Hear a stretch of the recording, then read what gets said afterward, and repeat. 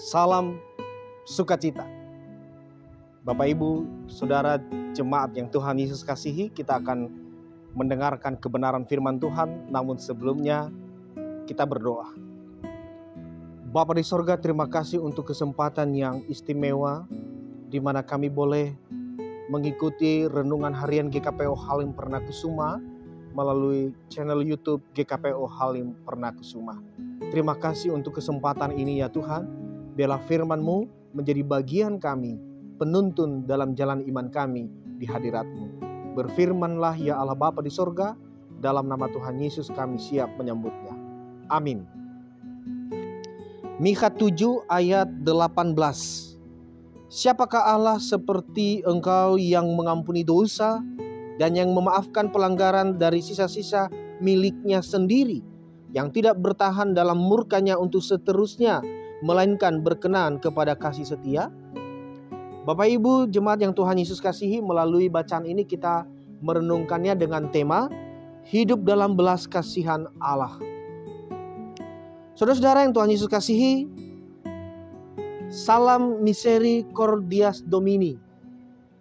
Sekali lagi, salam misericordias Domini, yang artinya bumi penuh dengan kasih setia Allah.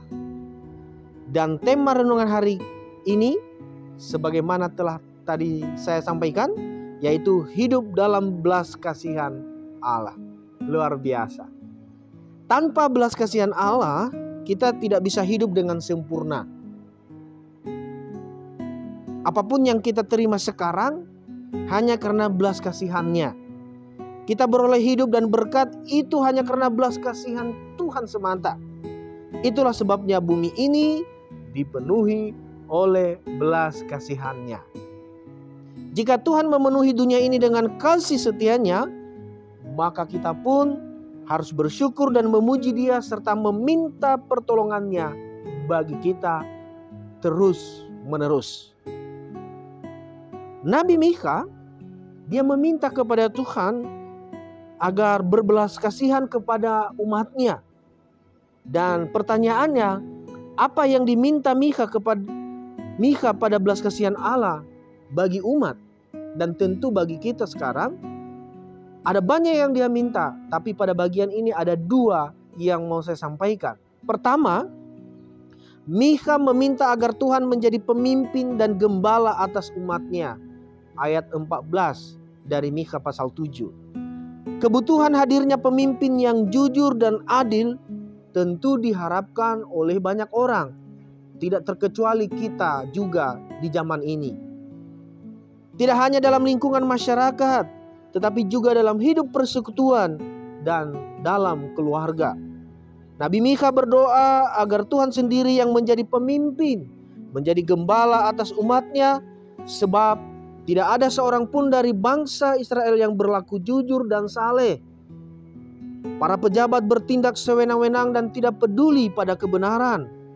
Uang begitu berkuasa sehingga hukum diputarbalikan dengan seenaknya. Ada krisis kepercayaan di mana teman bisa menjadi lawan. Pasal 7 ayat 5. Kejahatan akhirnya masuk pula dalam kehidupan rumah tangga. Tidak ada sikap saling menghargai dalam relasi anak dengan orang tua atau menantu dengan mertuanya. Pasal 7 ayat 6. Kehidupan rumah tangga berada dalam titik kehancuran. Nabi tidak dapat berbuat banyak menghadapi situasi demikian. Nabi hanya berserah diri pada campur tangan Allah dan percaya bahwa Allah bertindak menolong umat-Nya.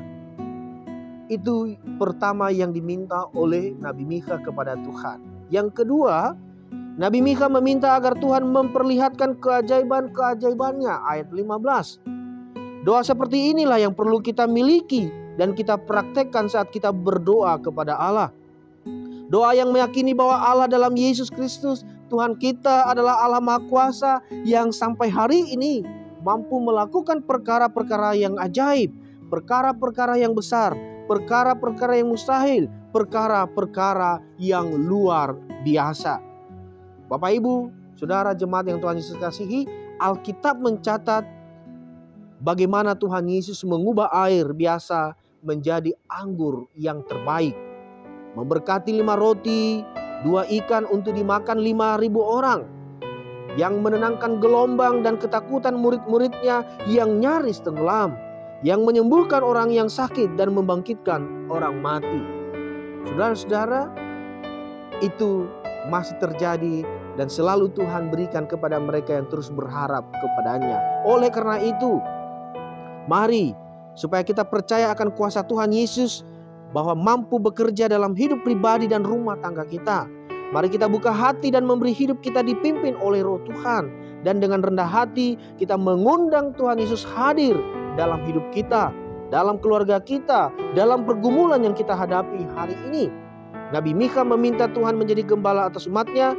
Mari kita jadikan Tuhan Yesus sebagai gembala dalam hidup kita, menjadi pemimpin dalam semua rencana dan keputusan kita. Maka ketika itu yang kita lakukan, kita percaya kita akan dibawa dalam pengalaman iman yang hebat dan luar biasa. Segala perkara-perkara yang tidak mungkin bagi kita manusia, semuanya mungkin bagi Allah. Kita hanya meminta perkenanannya untuk menyatakan itu dalam kehidupan kita. Immanuel, Allah beserta kita dalam aktivitas. Tuhan memberkati. Kita berdoa. Bapa di sorga, terima kasih untuk firman-Mu. Biarlah sungguh kami terus mengarahkan hidup kami di dalam belas kasihan Allah. Kami percaya Engkau Allah yang Maha Kuasa. Engkau mampu melakukan banyak hal, dan biarlah itu yang Engkau nyatakan dalam hidup kami.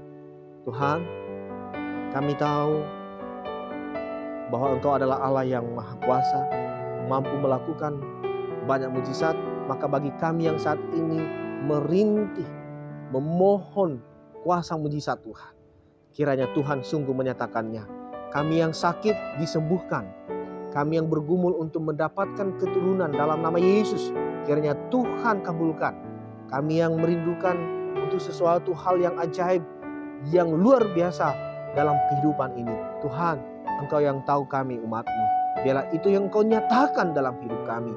Kami percaya bahwa mujizat Allah tersedia bagi setiap kami, anak-anak-Mu yang terus berharap. Terima kasih Tuhan, ini doa, syukur dan harapan kami. Kami percaya kami akan terus hidup dalam belas kasihan Allah. Dalam nama Yesus kami berdoa dan mengucap syukur. Amin.